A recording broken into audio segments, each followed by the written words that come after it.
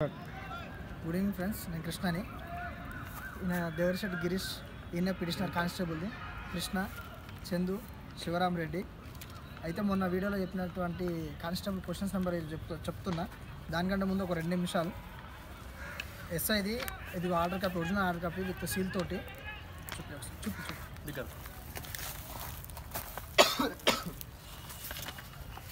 SI order copy ఇది, ఓకేనా? దీంట్లో 6 మార్క్స్ అని మొన్న కూడా చెప్పిన, ఈరోజు కూడా 6 మార్క్స్ కలపాలని వచ్చింది. కాకపోతే అఫీషియల్గా అనౌన్స్ కాలేదని అడుగుతున్నారు.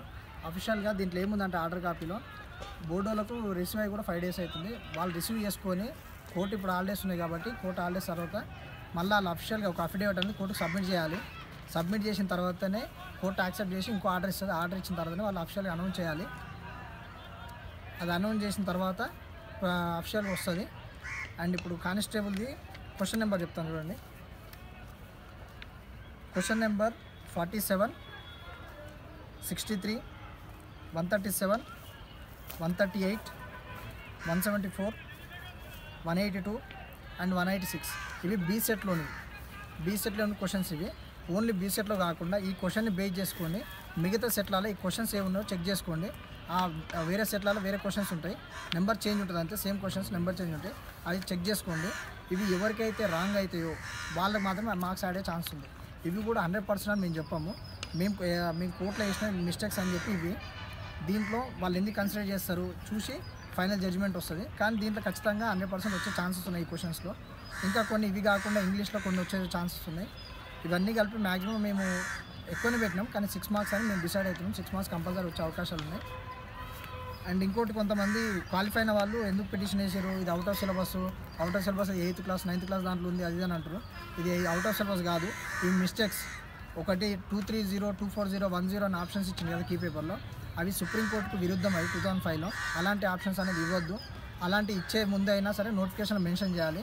అవి మెన్షన్ చేయలేదు కాబట్టి మరి ఎవడు కాంపిటేటర్ ఎవడు నెగిటివ్ మార్కులు లేని దాంట్లో ఎవడు వదిలేసి రాడు. కాబట్టి అందరు పెట్టొచ్చారు కాబట్టి అట్లాంటిది సుప్రీంకోర్టు విరుద్ధంగా ఉన్నాయి కాబట్టి ఇది మేము ఛాలెంజ్ చేయాల్సి వచ్చింది. ఇంకా కొన్ని మిస్టేక్స్ ఏంటంటే అది చదవలేదు అది ఏదైనా పెడతారు, కానీ మిస్టేక్స్ అవి జూలై నెల అనేది తెలుగులో అక్టోబర్ కాదు. అలాంటి మిస్టేక్స్ ఉన్నాయి. ఇంకోటి ఉష్ణవాహకాలైన క్వశ్చన్ ఒక మిస్టేక్, మీరు చూడండి, అది నేను చెప్పిన క్వశ్చన్ నెంబర్ మీరు చెక్ చేసుకోండి. దాంట్లో మీకు ఏం మిస్టేక్స్ ఉందో అని అర్థమవుతుంది. మీరు అందరు చదివిన వాళ్ళే కాంపిటేటర్సే కదా. ఇంకొంతమంది మీరు చదవలేదు అందుకే ఇట్లా వస్తున్నాయి అది అని అంటున్నారు. కాకపోతే కోర్టుకు వెళ్ళే రైట్స్ అనేది ప్రతి ఒక్కరికి ఉంది. నువ్వెట్లా ఫీజు కట్టి ఎగ్జామ్ పెట్టించుకుంటున్నావో, డిస్క్వాలిఫై అయినప్పుడు కూడా వాడు ఫీజు కట్టి వాడు కూడా ఎగ్జామ్ అప్లై చేసిండు. అట్లాంటప్పుడు బోర్డు తప్పు చేసినప్పుడు వాడిని క్వశ్చన్ చేసే రైట్ వానికి ఉంది. అందుకే వాళ్ళు రైట్ చేసారు. మీకు అంత బాధ ఉంటే ఎవరైతే ఇప్పుడు కొన్ని కామెంట్ చేస్తున్నారో, ఎవరైతే నెగిటివ్ మాట్లాడుతున్నారో వాళ్ళు మీరు అదే మాట వెళ్ళి బోర్డుని అడగండి. మీరు క్వశ్చన్ పేపర్ ఎందుకు రాంగ్ తయారు చేసారు, మా టైం ఎందుకు వేస్ట్ చేస్తారని వాళ్ళని అడగండి. మమ్మల్ని అడగడానికి రైట్ లేదు. మీలాగా మేము క్యాండిడేట్లు కాబట్టి మాకు క్వశ్చన్ చేసే రైట్ మాకుంది. ఇప్పుడు మనము వాని తప్పుల్ని క్వశ్చన్ చేయలేదనుకోండి, ఫైనల్లో కూడా ఇలాంటి ఇస్తే అప్పుడు ఎవడేం చేయలేదు. ఒక్క మార్క్తో కటాఫ్లో జాబ్ పోయిందనుకో, ఆ క్వశ్చన్ పెట్టుకొని మనం కోర్టులో వేసేసరికి అప్పుడు రిపిటిషన్ ఉండదు, పిల్లేస్తాం. అది 2 ఏళ్ళు అవుతుంది. అప్పటిలోపు ట్రైనింగ్ చేసి కూడా బయటకు వస్తారు. సో ఇప్పుడు మనం వాళ్ళని తప్పు చేసినప్పుడు క్వశ్చన్ చేస్తే ఫైనల్లో కరెక్ట్ వస్తుంది క్వశ్చన్ పేపర్ అనేది ఉద్దేశంతో మేము ఇంత స్ట్రాంగ్గా ఫైట్ చేయాల్సి వచ్చింది.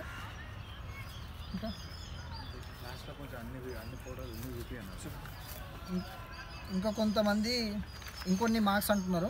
ఇవి 6, 7 కాకుండా ఇంకొన్ని మార్క్స్ ఛాన్స్ ఉంది, కానీ అది జడ్జిమెంట్ మనం ఇప్పుడే చెప్పడానికి లేదు. ఇవి 100% కలుస్తాను మేము అనుకుంటున్నాము. జడ్జిమెంట్ వచ్చిన తర్వాత డిసైడ్ అవుతుంది. 20 తారీఖు వరకు హైకోర్టు హాలిడేస్ ఉన్నాయి. 20 తారీఖు తర్వాత 22 కానీ 23 కానీ 24 కానీ ఈ మంత్ ఎండ్ లోపు కానిస్టేబుల్ అనేది మొత్తం ఆర్డర్ కాప్తో సహా క్లియర్ అయిపోతుంది. అది అయిపోయిన తర్వాత నెక్స్ట్ వీక్ ఫిబ్రవరి 1st వీక్లో అట్లా లిస్ట్ వస్తుండొచ్చు. అప్పట్లోపు ఈ మంత్లో అయితే లిస్ట్ కానీ అలాంటిది ఏముండదు. కొన్ని ఫేక్ న్యూస్ అలాంటివి నమ్మకండి. అలాంటి ఎవడో చేసిన వీడియోస్ నన్ను అడగకండి. నేను చెప్పిన దాంట్లో ఏమైనా డౌట్ ఉంటే నన్ను అడగండి, ఓకేనా? ఇంకోటి, కొంతమంది అంటున్నారు మీకు శాత కాదు జాబ్ అని, అలాంటివన్నీ కామెంట్స్ మానుకోండి. ఎవరి టాలెంట్ అంది ఫైనల్ తెలుస్తుంది. నీకు ఇప్పుడు క్వాలిఫై కానీ జాబ్ వచ్చినట్టు కాదు. అలాంటివి మానుకోండి. 138, 140 మార్క్స్ వచ్చిన మెరిట్ స్టూడెంట్స్ కూడా నాకు కాల్ చేసి అన్నది కొంచెం తొందరగా చూడండి అంటున్నారు. అంతేగాని మీరు ఏదో పిచ్చి కామెంట్ పెట్టడం అనేది కరెక్ట్ కాదు. అలాంటివి చేయకండి. ఇంకోటి వచ్చి అంతేనా, ఇప్పుడు నేను చెప్పిన క్వశ్చన్స్ని మళ్ళీ చెప్తున్నా. ఇవి బీ సెట్ క్వశ్చన్స్ నెంబర్స్. ఈ క్వశ్చన్ చూసుకొని మీ ఏవే సెట్లు ఉన్నాయో మీ సెట్లలో చెక్ చేసుకోండి, ఏ నెంబర్స్ ఉన్నాయో చెక్ చేసుకొని ఇలా రాంగ్ ఉన్నాయి మాత్రమే కలుస్తాయి, రైట్ అయితే కలవవు. ఓన్లీ రాంగ్ అయిన వాళ్ళకే కలుస్తాయి. అవి ఎన్నైనా చూసుకొని ఎవరైతే క్వాలిఫై అవుతారో వాళ్ళందరూ ఈవెంట్స్ ప్రాక్టీస్ చేసుకోండి. అందరూ అనుకున్నట్టు జూన్ జూలైలో అట్లుండే ఈవెంట్స్ దగ్గరలోనే ఉంటాయి. ఫిబ్రవరిలో మ్యాక్సిమం స్టార్ట్ అయ్యే ఛాన్సెస్ ఉన్నాయి. అండ్ ఎలక్షన్స్కి దీనికి ఎలాంటి సంబంధం ఉండదు. అది ఎలక్షన్ కోడ్ వస్తుంది. ఈవెంట్స్ పెట్టాలంటే ఎలక్షన్ కోడ్ వస్తే కొత్త నోటిఫికేషన్లు వేయొద్దు. ఏదైతే రూలింగ్ పార్టీ ఉందో అది కొత్త నోటిఫికేషన్ వేస్తే అది ప్రజలను ఆకర్షించినట్టు ఉంటుందని కొత్త నోటిఫికేషన్ వేయొద్దు. ఇది ఆల్రెడీ ఎలక్షన్ కోడ్ రాకముందుకే రిలీజ్ అయిన నోటిఫికేషన్ కాబట్టి దీనికి ఎలక్షన్ కోడ్కి సంబంధం ఉండదు. ఒకవేళ వాళ్ళు ఏమన్నా ఫోర్స్కి ఇట్లా తక్కువ ఉందని ఆపుతుండొచ్చు, కానీ దీనికి ఎలక్షన్ కోడ్కి ఎలాంటి సంబంధం ఉండదు. అది గుర్తుపెట్టుకోండి. అంతేనా? క్వశ్చన్ నెంబర్ మళ్ళీ ఒకసారి చెప్తున్నా. Set below 47, 63, 137, 138, 174, 182 and 186 set B. ఓకేనా? దీన్ని బేస్ చేసుకొని మిగతా సెట్లు చెక్ చేసుకోండి. ఇవి ఎందుకు వస్తాయి అనేది ఇక సుప్రీంకోర్టు ఆర్డర్ ఉంటుంది. ఇది మేము వేసిన ప్రేయర్స్, ఇవి 0 ఆప్షన్ ఇవి. ఇగో ఇంగ్లీష్లో ఈ క్వశ్చన్ నెంబర్స్, కానీ ఇన్ని క్వశ్చన్స్ మీకు చెప్తే బాగుండదు.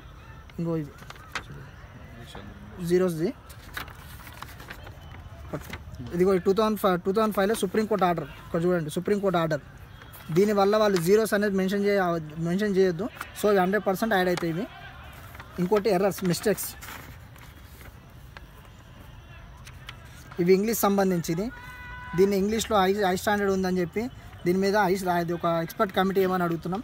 అది జడ్జిలతో కానీ ఒక ఏదైనా ఆఫీసర్లతో కానీ వేసి దాన్ని వాళ్ళే డిసైడ్ చేయమని మన ప్రే ఇది.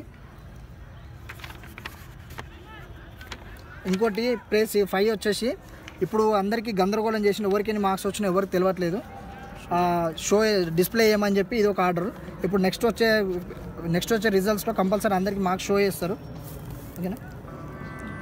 అప్పటి వరకు ఇది అయిపోయే వరకు స్టే అనేది అట్లనే ఉంటుంది. దీని నుంచి ఎవరు వరి అవ్వాల్సిన అవసరం లేదు. అండ్ ఇంకొకటి, ఎట్టి పరిస్థితుల్లో జనవరిలో ఈవెంట్స్ ఉండవు. ఫిబ్రవరిలో 3rd వీక్ తర్వాత ఎప్పుడైనా స్టార్ట్ అయ్యే అవకాశాలు ఉన్నాయి. అప్పటి వరకు కూడా ఉండవు.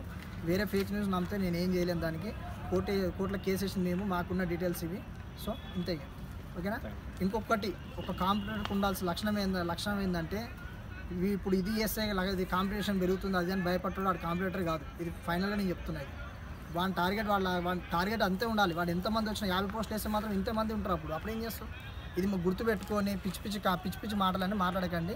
ఎవరి రైట్స్ వానికి ఉన్నాయి.